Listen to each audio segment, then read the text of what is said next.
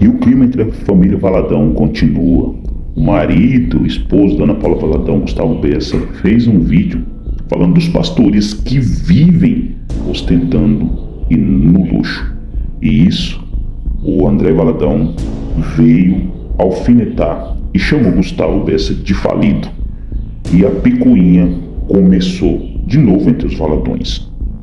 O canal Cristão Também Pensa trouxe um vídeo falando e mostrando de tudo que ele disse, e um atacando o outro.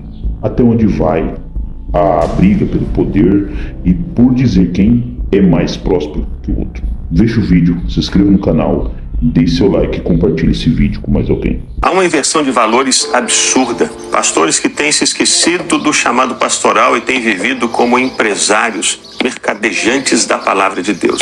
Têm se enriquecido com a lã das ovelhas e usam esses recursos para ostentarem riquezas. Relógios, roupas de grife, carros importados, mansões, e se esquecem das pessoas. Precisamos, nesse tempo, que homens e mulheres se levantem como Deus levantou Amós. Amós era um homem simples, mas que tinha uma palavra poderosa. Ele condenou e confrontou no nome do Senhor aqueles homens que se deitavam nas camas de marfim. Pessoas que estavam preocupadas não com o rebanho de Deus, mas preocupadas com o seu próprio prazer. O apóstolo Paulo, quando falou sobre o chamado pastoral, disse que os pastores precisavam ser modestos. E a modéstia é algo que parece estar em falta na sociedade ocidental, nas igrejas do Ocidente. Precisa haver uma reforma, sim. Precisa haver pessoas que se levantem no nome do Senhor para chamarem os líderes de volta à Bíblia. Que a exposição bíblica esteja presente nos cultos e esteja sendo vivida nas vidas. Ana Paula Valadão comenta: interessante que há tantos ricos modestos, aliás, os mais ricos no mundo não ostentam. E Gustavo diz: é verdade, o problema não é a riqueza, mas o abuso e a ostentação. Apesar do pastor Gustavo Bessa não ter citado o nome de ninguém e somente ter exposto um princípio bíblico, André Valadão, que no momento está em uma viagem com sua família, responde um seguidor que pergunta: vi há pouco o pastor que você conhece falando mal de pastores que prosperam. O que você acha? E ele diz: eu vi, lembro dele morando em mansão na beira da lagoa, com carros importados e centenas de funcionários. Ele faliu em tudo que pôs a mão e hoje prega e defende a dor que carrega na alma. Cassiane Valadão, esposa do pastor André Valadão, compartilha sua resposta e acrescenta: não preciso nem dar nome, né? Um infeliz, coitado. Tenho dó. O pastor Gustavo Bessa é questionado em suas redes sociais sobre as declarações de André Valadão. Ele se recusa a acreditar que o cunhado tenha se referido a ele e esclarece que quando gravou o vídeo sobre pastores que ostentam, apenas trouxe um princípio bíblico para todos e não tinha ninguém em mente. O pastor que morava na beira da lagoa tinha centenas de funcionários. É o senhor? Não, você deve estar confundindo as pessoas. Não era eu, não. Seu cunhado disse que você carrega a dor da falência na alma, tinha mansão, carro, funcionários. Não acredito que meu cunhado tenha falado isso, não, porque ele é crente e crente não mente. Ele conhece a Bíblia, ele conhece a palavra de Deus. Então, acho que, na verdade, você está querendo trazer algum tipo de intriga. Não acredito que isso seja verdade. Uma pessoa crente e que ama a palavra de Deus vai viver de acordo com a palavra de Deus. Eu acredito que ele vive de acordo com a palavra de Deus. Então, eu acho assim que não é legal ficar trazendo assim intriga e querendo provocar confusão. Não é legal. André Valadão acabou de falar de você. Ele falou que você foi rico e faliu, sua alma doente. Eu fiz questão de responder a esse comentário aqui na caixinha exatamente para deixar muito claro que essa semeadura de intriga, de confusão, não é uma semeadura boa, não é correta, não é legítima. E, em primeiro lugar, eu não acredito que o André tenha falado nada disso sobre mim. Ele é crente, ele conhece a Bíblia, ele busca pregar a verdade segundo a palavra de Deus, viver de acordo com a verdade da palavra de Deus. E, portanto, esse tipo de comentário, como não tem absolutamente nada a ver com a palavra de Deus, eu não acho que ele teria feito esse tipo de comentário, não. Então, eu queria encorajar vocês a não tentarem semear confusão, intriga, problema. Não é legal. O Avé achou que você estava dando indireta para ele no seu vídeo sobre pastores que ostentam. Não, absolutamente, não falei nada dele, nem citei o nome dele, nem de ninguém, absolutamente.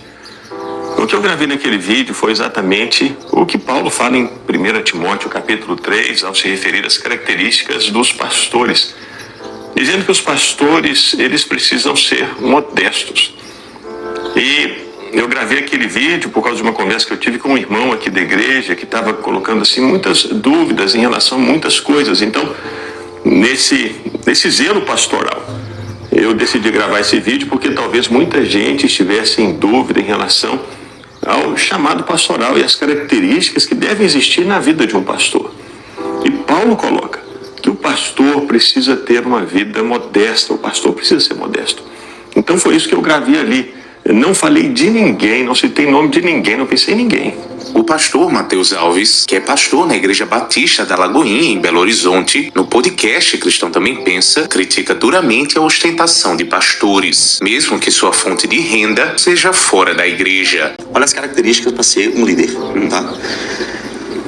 Irrepreensível, não arrogante, não irascível, não dado ao vinho, nem violento, nem cobiçoso de torpe ganância. Mas tem que ser hospitaleiro e etc. Quando nós vamos para a primeira carta de Pedro, no capítulo 5, não pode ser por constrangimento, tem que ser de forma espontânea como Deus quer. Nem por sórdida ganância, mas de boa vontade. Aí eu vou te responder baseado nesses versículos. Um pastor pode ostentar e querer ter uma vida de luxo para vanglória sua, proibido pelas Escrituras. Proibido. Não pode. Um pastor pode pegar da igreja um salário? Pode. 1 Coríntios 9. Um pastor pode ter um salário. Pode ter um salário exorbitante da igreja para viver dos seus luxos? Em hipótese alguma. Proibido pelas Escrituras. Um pastor pode ser empresário? Pode. Bivocacionado? Pode. Um pastor pode ser rico? Pode. Pode. Um pastor pode buscar ser rico? Não. Não pode. Olha isso. Quem busca a riqueza cai em grandes males. Quem ama o dinheiro está na raiz de todos os males. Então, olha a diferença. Por que você é rico, camarada? Você é rico porque você trabalhou, porque você veio de uma herança, porque você é um cara que acorda de sol a sol, trabalha de sol a sol, acorda cedo, ganhou dinheiro. O que eu posso fazer? Não posso fazer nada. Agora, a sua vida é isso? Você não pode ser um pastor, segundo 1 Timóteo e segundo Tito. Você não pode. Mas então, o que é empresário, se ele realmente vive uma outra realidade, ele talvez teria que se privar? Não, ou pelo menos de mostrar, igual aquele, não coma carne na frente do irmão, para não fazê-lo tropeçar, seria isso? Eu faria isso. Se eu fosse rico, eu tô vendendo o almoço para comprar a janta. Já aqui tem esse ditado?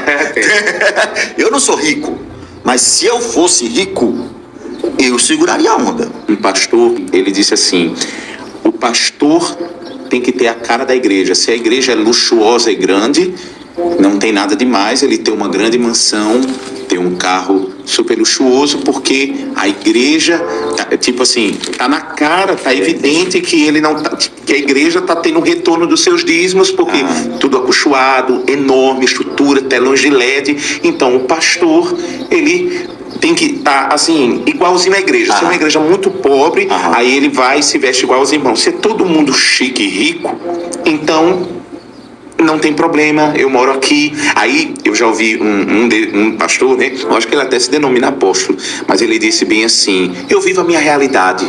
Tem um monte de gente aí, de pastor, que quer aparentar uma simplicidade, mas nunca mostrou a casona que ele tem, a coisa. Eu faço aqui, olha aqui, é a minha casa, eu faço story na minha cozinha enorme, americana, aquele negócio todo. Me fala sobre isso aí. Uma coisa não tem nada a ver com outra. Uma coisa não tem nada a ver com outra. Eu não vou responder com a atualidade, vou responder com a Bíblia. O que o pastor tem que ter? O que o pastor tem que ter? 1 Pedro capítulo 5, 1 Timóteo 3 e Tito 1. É isso que um pastor tem que ter. Pastor não tem que ter a cara da igreja. Pastor não tem que ter a condição financeira da igreja. Pastor não tem que aparentar uma coisa que a igreja não é. Não tem nada disso. Isso aí é o que o povo está falando. Se o povo quer falar, irmão, o povo fala.